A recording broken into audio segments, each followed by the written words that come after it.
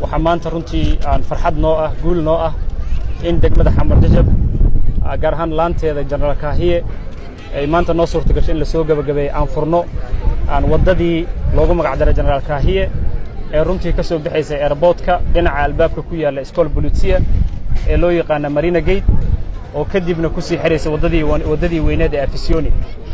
runtii wadadan muhiim waxay u ahayd Soomaalida oo dhan waxay muhiim u ahayd degmada Xamar Jajab waxay muhiim u ahayd gobolka Banaadir sidoo kale waxay muhiim u ahayd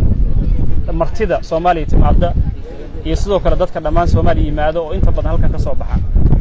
wadada kale ee ka soo baxday airportka Aad International Airport ee wadadii caadiga ahayd ee lambar 4 ku dhaceysay wadada maadaama ay dhisan tahay maamul gobolka Banaadir ayaa iyo degmada oo iskaashanayo ayaa runtii muddo hadda ka soo wareegtay 2 bil ku dhawaad oo wadadan ku suurtageliyay in wadadan dib loo furo waxaan u mahadcelinayaa shirkadda NS oo qayb ka qaadatay aan dib u dhiska wadadanna waxaa taabageliyay oo runtii qayb ban ka qaatay maamul gobolka Banaadir iyo degmadiisa Xamar Jajab oo iskaashanayo waxaan u mahadcelinayaa shaqaalaha waaxda howlaha guud iyo kuwa degmadaba sida joogtada leh uga shaqeynaya har iyo habeen insha Allah wadadan hagaajinteedana degmada markaas hortaala markastaba laakiin waxaa naga go'an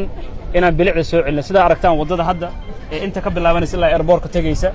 oo sida wanaagsan loo hagaajiyay in la ilaaliyo oo markaas lagu dadaalo waa naga go'anta inaan sii dhisno wadooyinka inaan sidoo kale ummadda kaashano waxaan rabaa sidoo kale fursadda inaan uga faa'iideysto